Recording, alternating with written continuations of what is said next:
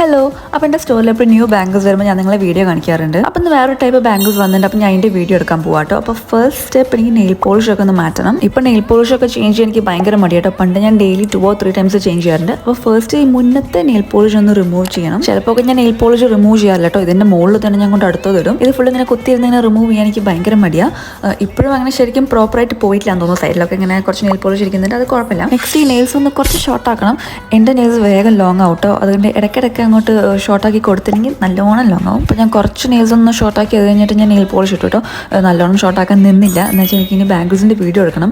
ഇത് ഷോർട്ടാക്കാൻ നിന്ന് ഞാൻ അതിൻ്റെ ടൈം പോകും. അപ്പോൾ ഇതാണ് കേട്ടോ ഈ ടൈം വന്ന ബാംഗിൾസ്. ഇത് വേവ് ഗ്ലാസ് ബാംഗിൾസ് എന്നാണ് കേട്ടോ പറയുന്നത്.